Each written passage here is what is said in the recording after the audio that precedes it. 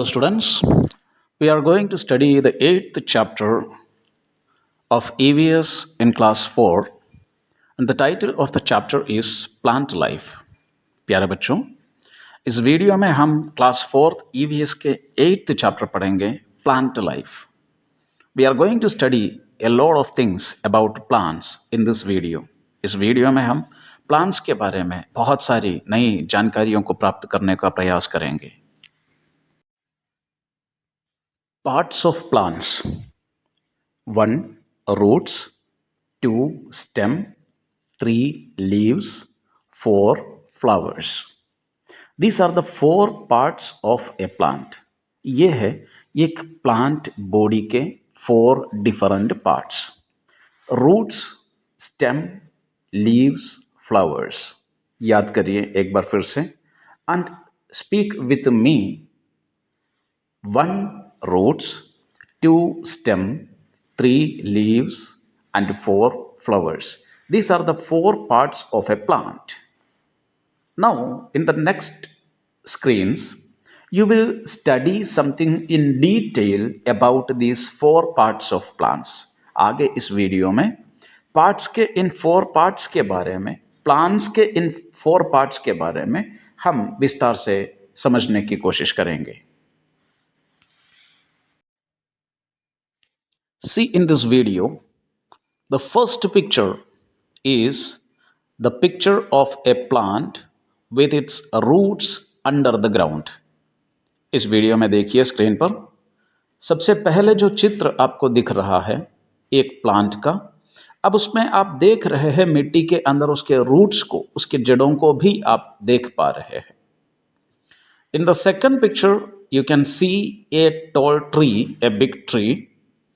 And the main stem, the main supporting stem, the main wood of that tree, उस tree का जो मुख्य जो तना जो है उसको हम स्टेम कहते हैं.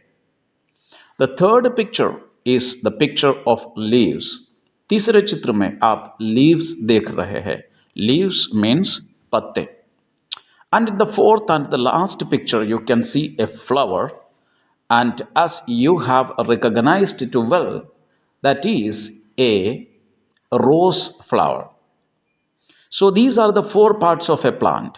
Once again, one by one, we will repeat the 4 parts of plants.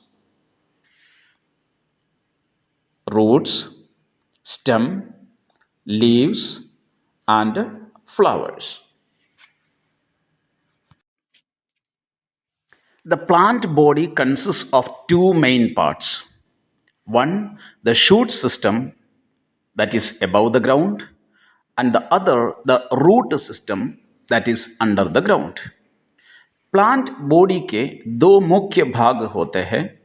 एक है शूट सिस्टम जो जमीन के ऊपर मिट्टी के ऊपर पाया जाता है, और दूसरा है रूट सिस्टम जो मिट्टी के अंदर जमीन में पाया जाता है. शूट सिस्टम में स्टेम होता है, उसके ब्रांचेस होते हैं, लीव्स होते हैं, और रूट सिस्टम में जो जमीन के अंदर होता है उसमें रूट्स पाए जाते हैं, जड़ें पाई जाती हैं.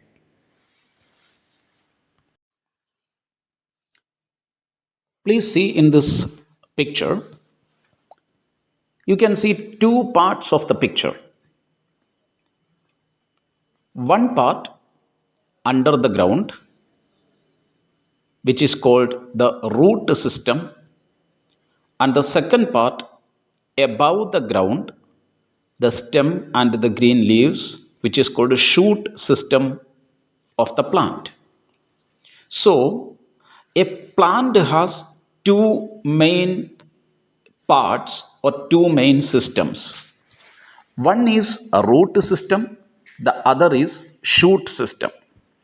Root system is under the soil. Roots of the plant are found there.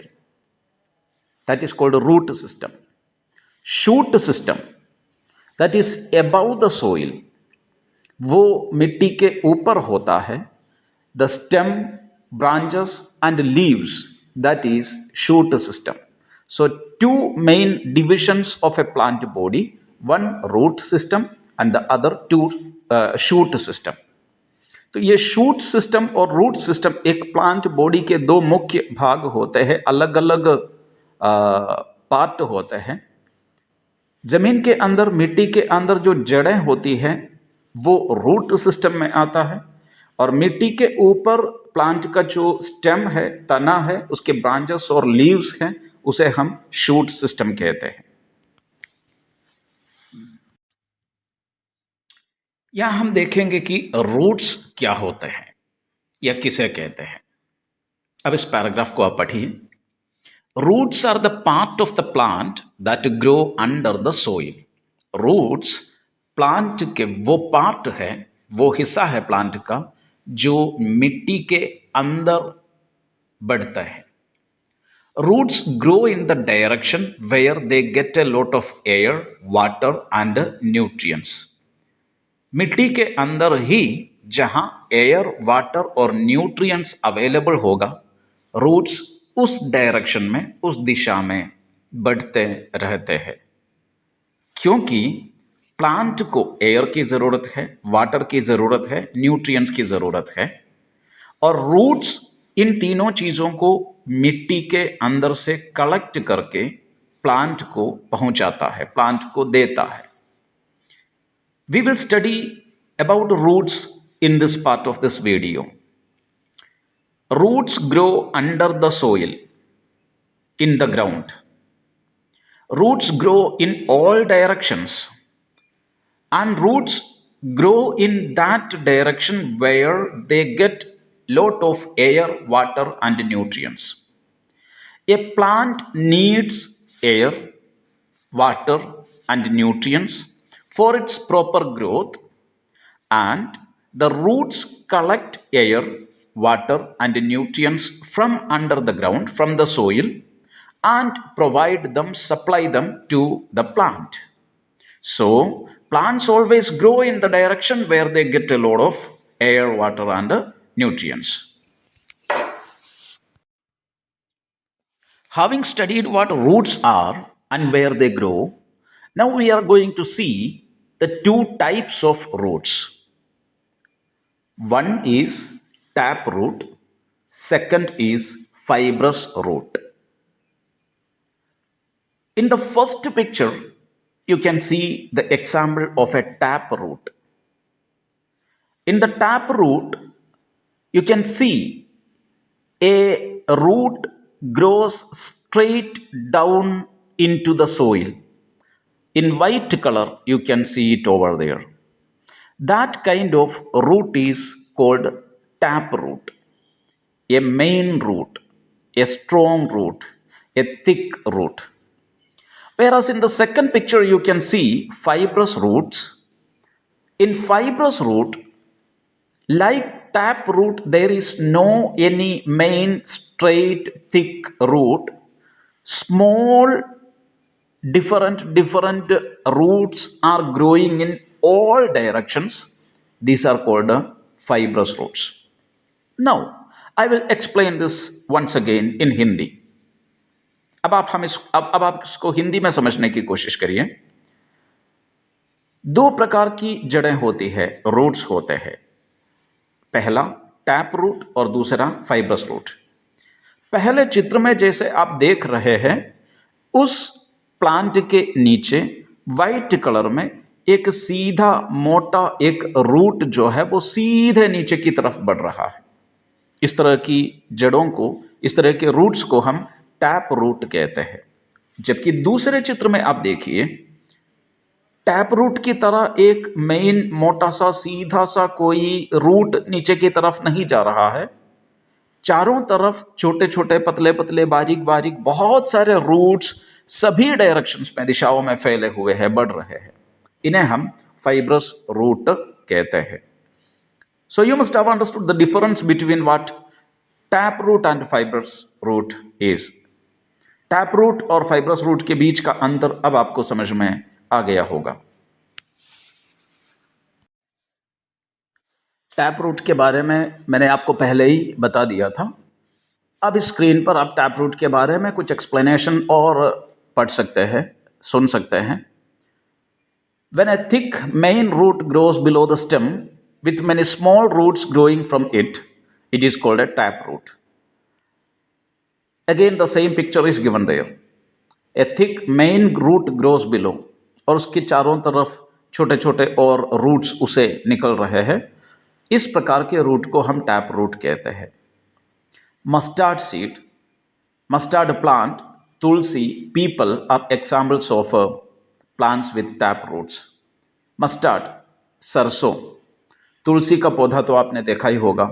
उसको आप जड़ से नीचे से निकाल करके उखाड़ करके मिट्टी में से देखेंगे तो आपको एक टैप रूट, मेन रूट मिलेगा. उसके चारों तरफ छोटे छोटे अलग अलग रूट्स आपको दिखेंगे. People also has tap root. So अब आपको टैप रूट की पूरी जानकारी मिल गई होगी. फाइब्रस रूट के बारे में भी मैंने आपको जानकारी दी थी. एक बार फिर से आप पढ़िए इस सेंटेंस को. When many small roots of nearly the same size grow below the stem, they are called fibrous roots.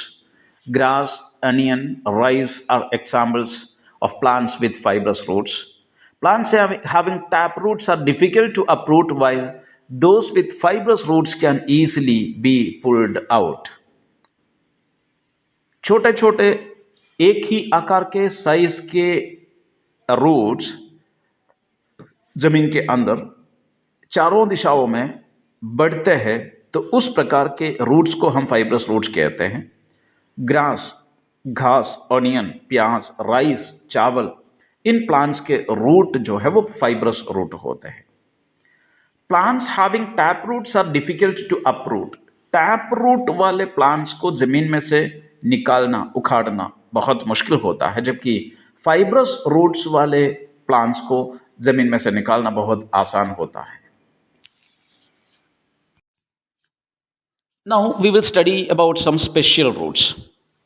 First, you see in the picture, the plants are growing, and from the plants, some leaves, some roots are growing downwards.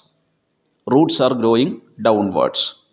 अब इस picture में देखिए, कुछ special roots के बारे में आप समझेंगे, जानेंगे. उस प्लांट में आप देख रहे हैं वो जो प्लांट है उसके ऊपर से नीचे की तरफ रूट्स बढ़ रहे हैं. इन्हें हम कहते हैं रेस्पिरेटरी रूट्स. Respiratory roots. अब उस पैराग्राफ को आप पढ़िए. Trees like mangroves that grow in marshy areas grow roots above the soil. Mangroves वो प्लांट होते हैं जो मार्शी एरिया में, जहां पानी ज्यादा होता है, दलदली इलाकों में होते हैं, पाए जाते हैं. उन प्लांट्स को हम मैनग्रोव प्लांट्स कहते हैं. और ऐसे मैनग्रोव प्लांट्स में ऊपर से नीचे की ओर रूट्स बढ़ते हैं और उन रूट्स के अंदर छोटे छोटे छेद होते हैं जिसके थ्रू ये रूट्स ब्रीथ करते हैं या एयर को अंदर लेना और बाहर छोड़ने का काम करते हैं, जैसे हम नाक से सांस लेते हैं और छोड़ते हैं. इसलिए इन रूट्स को रेस्पिरेटरी रूट्स कहते हैं. Respiratory roots. So respiratory roots are found in mangroves and mangroves grow in marshy areas, and these roots have small tiny holes through which these plants respirate.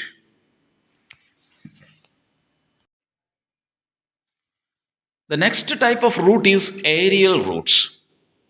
Aerial word is related to air.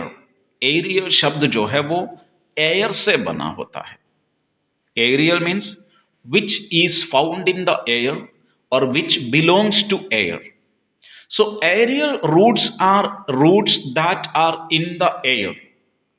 We know that usually roots are found in the soil under the ground, but aerial roots are found above the soil in the air. Have you seen a banyan tree? They often grow many roots downwards from the branches towards the soil.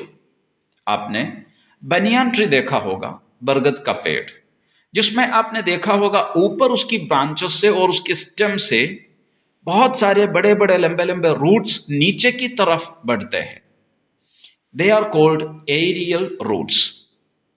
और वो ऊपर से बढ़ते हैं, नीचे जाते हैं, और नीचे जाकर मिट्टी में वे घुस जाते हैं, धस जाते हैं।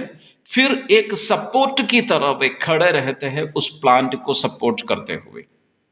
These roots are called aerial roots.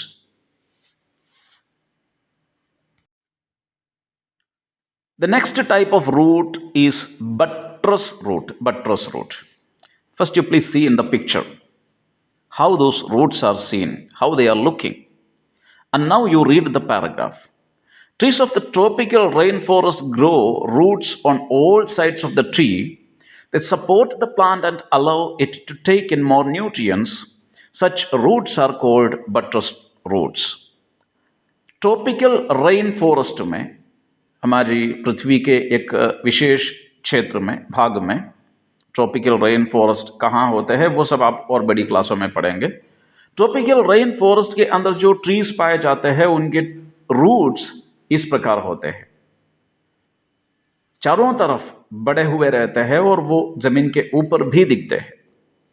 और उन रूट्स से ट्री को बहुत मजबूत सपोर्ट मिलता है और वे रूट्स उस ट्री के लिए न्यूट्रिएंट्स को भी जमीन से कलेक्ट करते हैं।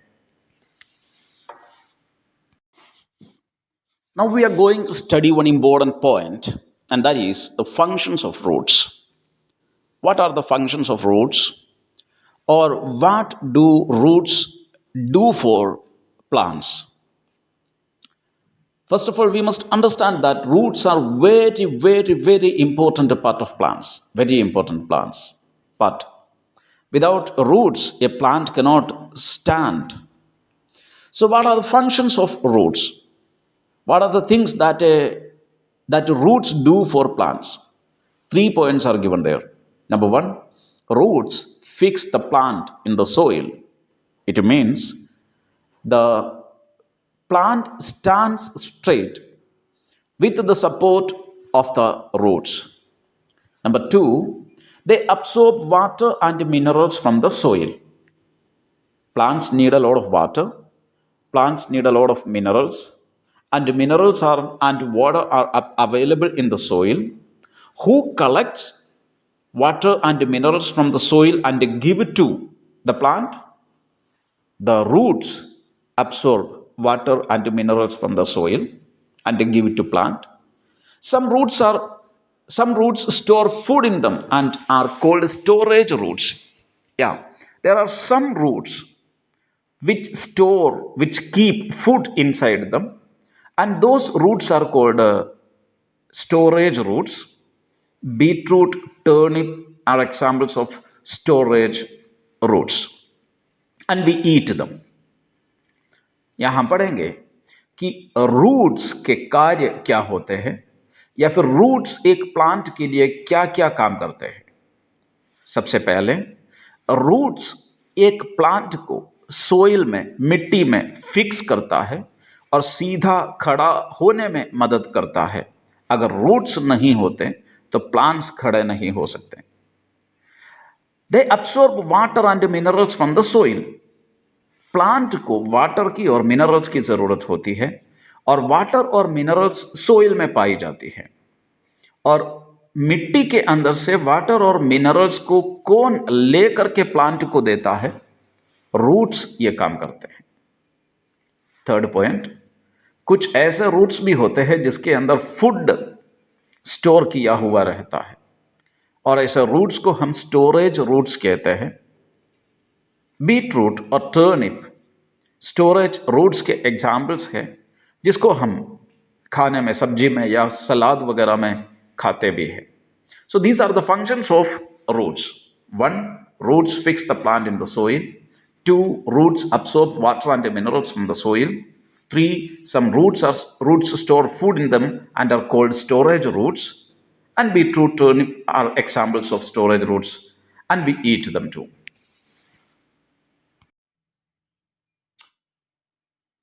Now we are going to study about stems. Stem is that part of the plant that grows above the soil. Stem plant का वो पार्ट है जो मिट्टी के ऊपर, जमीन के ऊपर दिखाई देता है. It bears branches, leaves, flowers and fruits. Stem के ऊपर उसके ब्रांचेस होते हैं, प्लांट के डालियां होती है, लीव्स पत्ते होते हैं, फ्लावर्स फूल होते हैं, और फ्रूट्स भी स्टेम के ऊपर ही लगते हैं. It helps the plant to stand upright and carries water and minerals from roots to leaves. Stem plant को सीधा खड़ा रखता है और रूट्स द्वारा जमीन के अंदर से कलेक्ट करके प्लांट को दिए जाने वाला वाटर और मिनरल्स रूट्स से ले करके लीव्स तक पहुंचाने का काम स्टेम करता है. It also carries the food made in the leaves to various parts of the plant. Leaves prepare food for the plant. पत्ते प्लांट के लिए फूड बनाते हैं, तैयार करते हैं. उस फूड को प्लांट के अलग अलग हिस्सों में, पार्ट में पहुंचाने का काम भी ये स्टेम करता है. Leaves. Leaves are one of the most important parts of a plant. Leaves are what makes the plant green. Plants हरे दिखते हैं. किसकी वजह से? लीव्स की वजह से, क्योंकि लीव्स हरे होते हैं. Okay, so remember, leaves are green. Plants look green because of leaves. बच्चों, आपने कभी सोचा कि ये लीव्स हरे क्यों दिखते हैं? Dear children, have you ever thought why these leaves look green? Leaves के अंदर एक चीज होती है जिसको क्लोरोफिल कहते हैं, और उस क्लोरोफिल के कारण ही लीव्स ग्रीन दिखते हैं.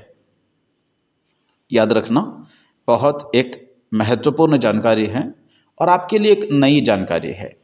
It is a very important information for you, and it is a new information for you that plants have leaves, and leaves are green in color, and the color green is because of the presence of a pigment in the leaves called chlorophyll.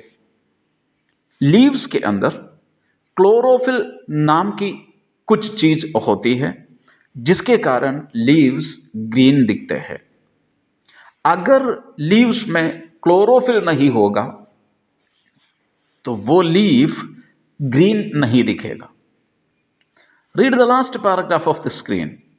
Leaves are important for the plants as it is the leaves that are responsible for making food for the plant. याद रखिए, leaves make food for the plant. Plant needs food to grow. Plant को भी बड़ा होने के लिए food की जरूरत होती है. और प्लांट का फूड कौन बनाता है? Leaves make food for the plant. Leaves plant के लिए फूड तैयार करते हैं.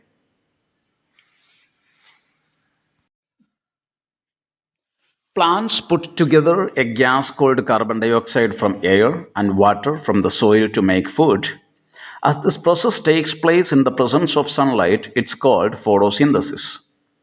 Plants give out oxygen gas, which is produced during photosynthesis. Listen, dear children, I'll explain to you this paragraph in a very simpler way. You have studied that the leaves prepare food for the plant. How do the leaves prepare food for the plant? You know that in the atmosphere there's a gas called carbon dioxide, and plants get water from the soil through roots. So leaves use two things to prepare the food for the plant. Number one, carbon dioxide from the air, and number two, water from the soil. And sunlight is necessary for the plant to prepare food by using carbon dioxide and water. And so this process of food making by plants is called photosynthesis. Plants give out oxygen gas, which is produced during photosynthesis.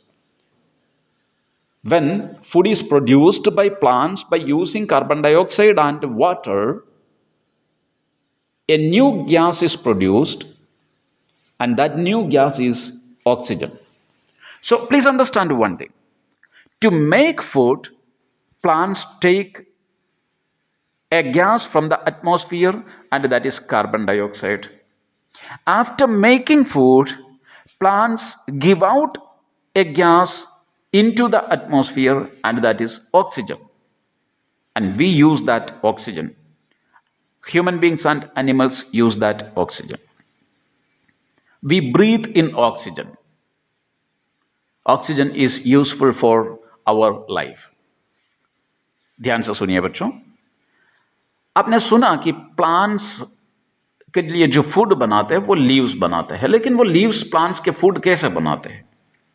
Atmosphere में है carbon dioxide जो कि एक gas है, और soil में है water जो रूट्स के थ्रू प्लांट्स के अंदर पहुंचते हैं, और लीव्स इस कार्बन डाइऑक्साइड और वाटर दोनों को ले करके प्लांट के लिए फूड बनाते हैं।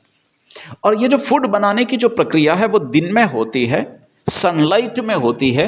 अगर लाइट नहीं तो ये फूड बनाने का काम नहीं हो सकता है। इसलिए प्लांट्स का या लीव्स का प्लांट के लिए फूड बनाने का जो काम है, जो प्रोसेस है, उसको फोटोसिंथेसिस कहते हैं। फोटो का मतलब लाइट, सिंथेसिस मीन्स या सिंथेसाइज मीन्स बनाना, यानी कि फोटो में सिंथेसाइज करना या बनाना, यानी कि लाइट के अंदर या लाइट में ये सब चीजें करना। इसलिए the process of making food by leaves for the plants is called photosynthesis. अब हमने देखा प्लांट्स फूड बनाने के लिए एक गैस को एटमॉस्फेयर से लेते हैं, और वो कौन सा गैस है? आपने अभी सुना, कार्बन डाइऑक्साइड। लेकिन कार्बन डाइऑक्साइड गैस को लेकर के फूड बनाने के बाद प्लांट्स एक गैस को एटमॉस्फेयर के अंदर छोड़ देते हैं, और वो कौन सा गैस है? और उस गैस को कहते हैं oxygen. So plants carbon dioxide को लेकर के फूड बनाते हैं, और फूड बनाने के बाद ऑक्सीजन को प्लांट्स बाहर छोड़ देते हैं एटमॉस्फेयर में। अब ये ऑक्सीजन क्या काम आता है? हम लोग ब्रीद इन करते हैं, हम लोग सांस लेते हैं, तो अंदर हम ऑक्सीजन को लेते हैं, और ऑक्सीजन की ज़रूरत ह्यूमन बींग्स को होती है और एनिमल्स को होती है। प्लांट्स को कार्बन डाइऑक्साइड की ज़रूरत होती है फूड बनाने के लिए, और ह्यूमन बींग्स और एनिमल्स को ब्रीदिंग के लिए, सांस लेने के लिए ऑक्सीजन की ज़रूरत होती है। बिना ऑक्सीजन के हम जिंदा नहीं रह सकते हैं, तो ऑक्सीजन हमारे लिए बहुत यूजफुल चीज़ होती है।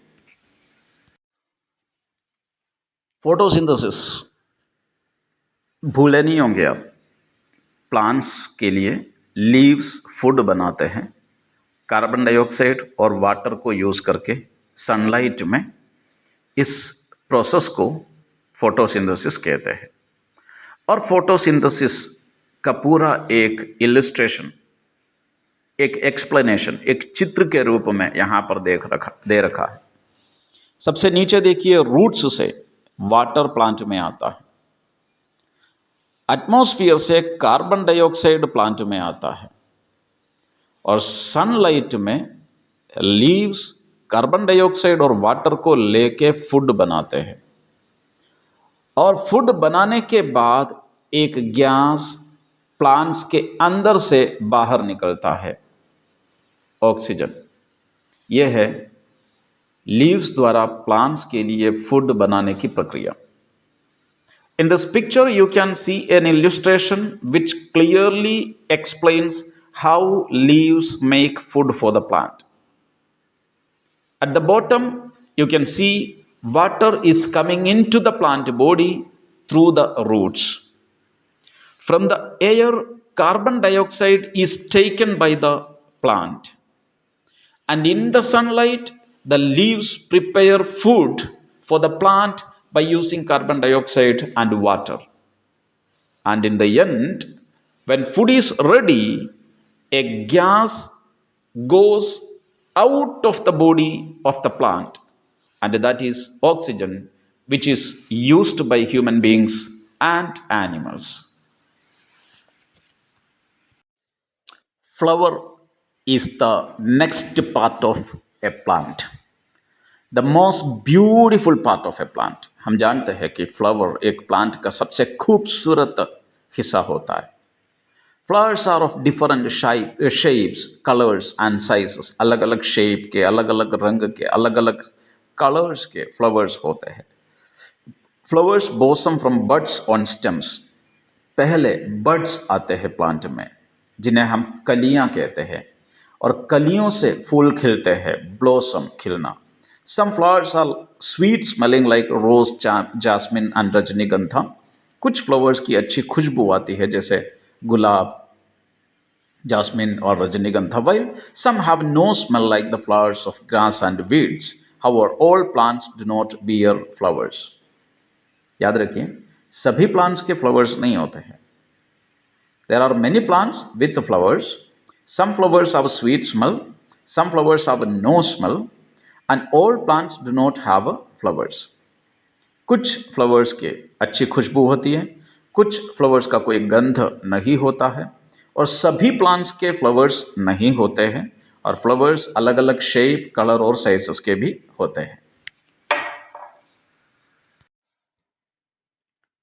इन this screen we will study the parts of a flower. यहाँ स्क्रीन पर हम एक फ्लावर के अलग अलग पार्ट्स के बारे में पढ़ेंगे. A flower has different plants. अब इस चित्र में अब बहुत ध्यान से देखिए.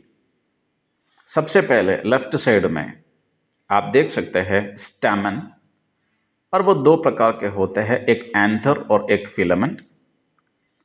और उसके नीचे आप देख सकते हैं पेटल, और वो सेकंड पार्ट होता है.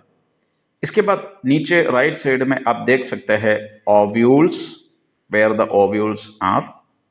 इसके बाद एक फ्लावर के सबसे नीचे कुछ पत्ते होते हैं, उन्हें हम सेपल कहते हैं, सेपल. फिर आप उसके ऊपर देख सकते हैं ओवरी. फिर उसके ऊपर आप देख सकते हैं स्टाइल, और फिर उसके ऊपर आप देख सकते हैं स्टिग्मा. ये ओवरी, स्टाइल और स्टिग्मा, इन तीनों को हम पिस्टिल कहते हैं, पिस्टिल. और एंथर और फिलामेंट, इन दोनों को स्टैमेन कहते हैं. अब आगे के स्क्रीन्स पर हम लोग इन पार्ट्स के बारे में कुछ और विस्तार से समझने की कोशिश करेंगे. Sepals are green leaf-like structures present at the base of the flower. एक फ्लावर के बेस में, बेस यानी कि उसके नीचे के भाग में जो पत्ते जैसे पार्ट होते हैं, उसे हम सेपल कहते हैं.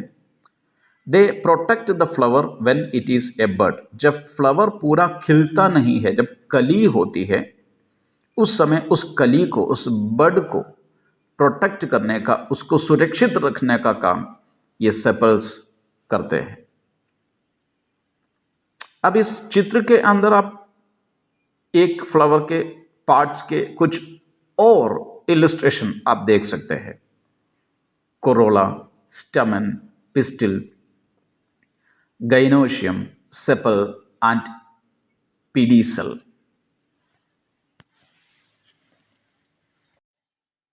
ये है petals. They are the colored part of the flower that attracts insects due to their bright colors and sweet fragrance in some cases. एक फ्लावर का सबसे ब्यूटीफुल पार्ट होता है, और फ्लावर में जो कलर्ड पार्ट होता है, जो रंगीन हिस्सा जो होता है, कलर वाला जो हिस्सा होता है, उसे हम पेटल्स कहते हैं. और उसके कलर के कारण कई प्रकार के इंसेक्ट्स, फ्लाइज जैसे हनी बी, मधुमक्खी, या कुछ और भी क्रीचर्स है जैसे बटरफ्लाइज वगैरह आकर के इन फ्लावर्स के ऊपर बैठते हैं. सो हमने देखा the coloured part of a flower is called petal.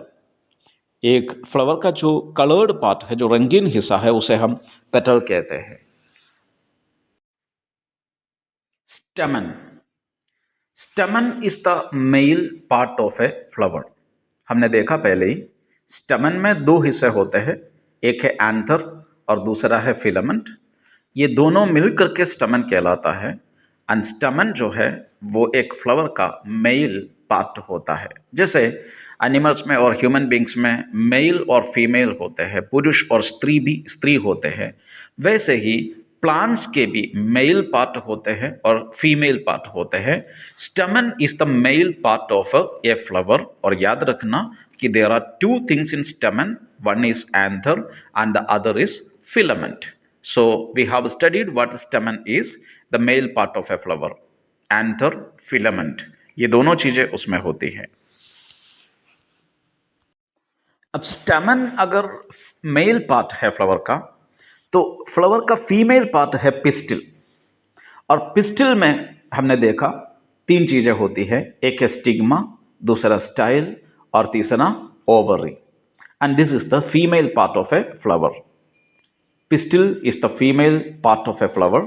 It consists of stigma, style and ovary.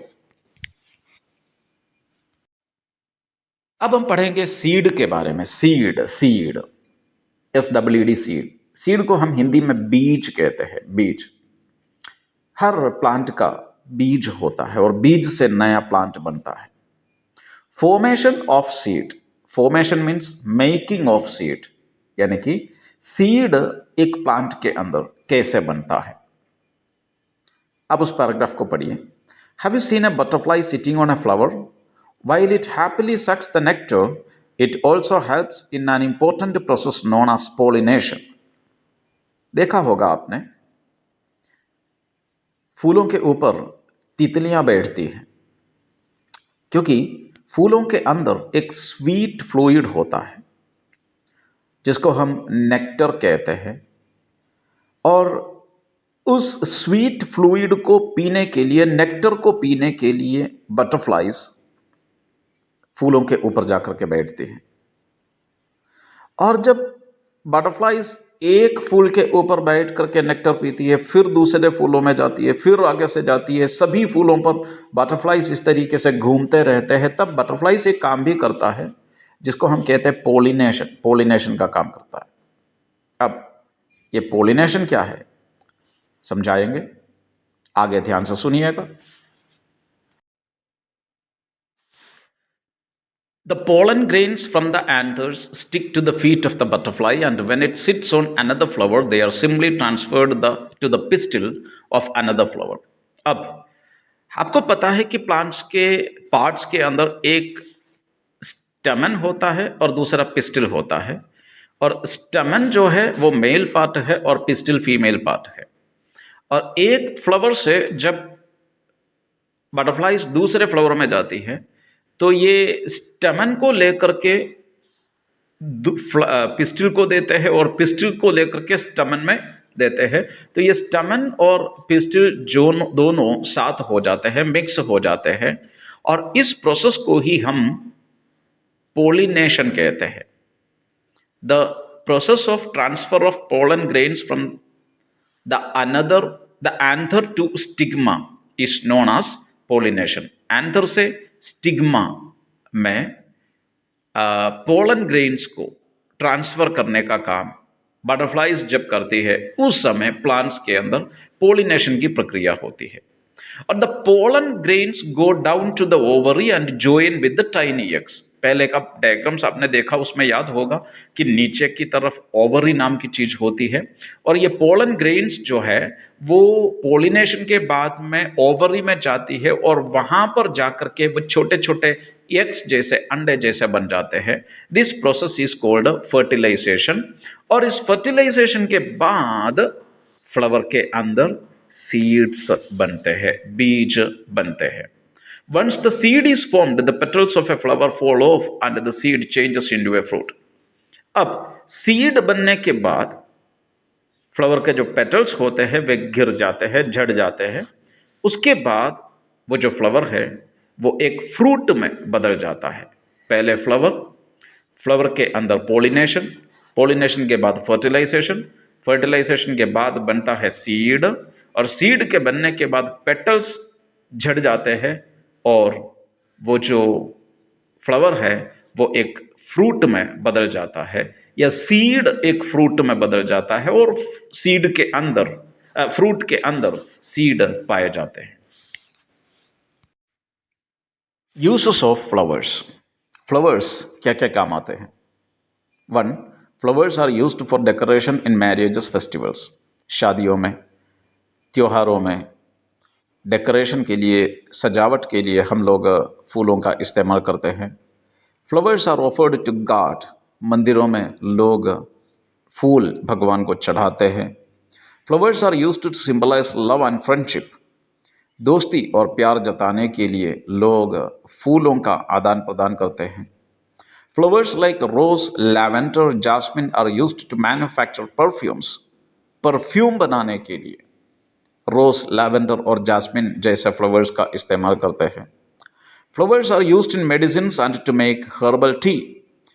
कुछ ऐसे फ्लावर्स भी होते हैं जिनसे कुछ दवाइयाँ बनती है, और हर्बल टी बनाने के लिए, चाय बनाने में भी कुछ फ्लावर्स यूज़ किए जाते हैं।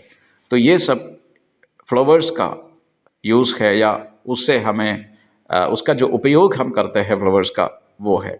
One, flowers are used for decoration in marriages, festivals, etc. Number two, flowers are offered to God. Three, flowers are used to symbolize love and friendship. Four, flowers like rose, lavender, jasmine are used to manufacture perfumes. Five, flowers are used in medicines and to make herbal tea. Flowers of plants like banana, pumpkin, and drumstick are edible. Edible means which can be eaten. Edible शब्द का अर्थ होता है जिसे हम खा सकते हैं। कुछ प्लांट्स के फ्लावर्स को हम खा सकते हैं, जैसे बनाना प्लांट का जो फ्लावर होता है उसे हम खा सकते हैं। उसे हम सीधे नहीं खाते हैं, उसकी सब्जियां बनाकर, सब्जी बना के खाते हैं। पम्पकिन के जो फूल होते हैं, कद्दू के,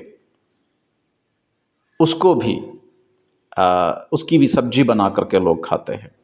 ड्रमस्टिक एक वेजिटेबल आइटम होता है, प्लांट होता है, प्लांट नहीं, ट्री जैसा थोड़ा बड़ा होता है, उसमें ड्रमस्टिक स्टिक के रूप में मिलते हैं। उसके अंदर का जो फ्लैशी पार्ट है जिसकी सब्जी बनती है, और ड्रमस्टिक प्लांट का फ्लावर भी हम लोग सब्जी में इस्तेमाल करते हैं, उसकी सब्जी बना करके लोग खाते हैं।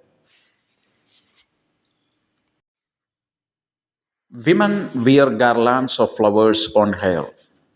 जैसे आप इस चित्र में देख रहे हैं, फूलों की माला बना करके महिलाएं अपने बालों को सजाती है विशेष अवसरों पर।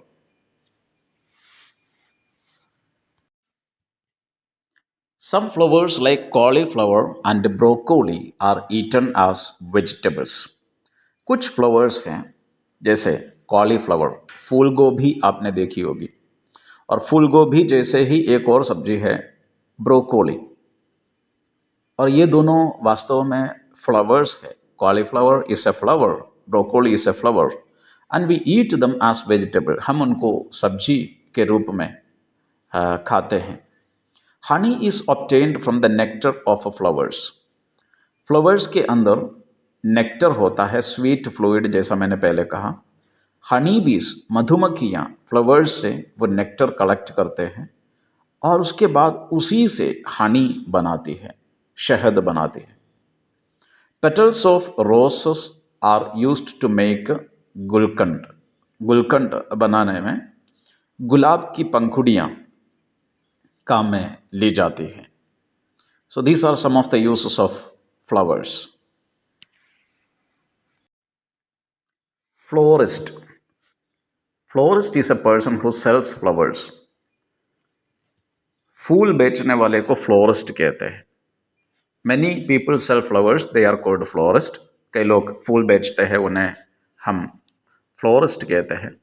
Florist buy flowers from wholesale flower sellers from a flower mandi and sell them. मंडी का मतलब होता है मार्केट, बाजार। फ्लावर मंडी से, फूलों की मंडी से फ्लोरिस्ट फ्लावर खरीदता है और वो अलग अलग जगह जाकर के उन्हें बेचता है। The florist also sells ornamental and unusual flowers. Ornamental flowers, सजावट के लिए, डेकोरेशन के लिए फ्लोरिस्ट फ्लावर्स बेचते हैं। बाजार में आपने फ्लोरिस्ट को देखा ही होगा।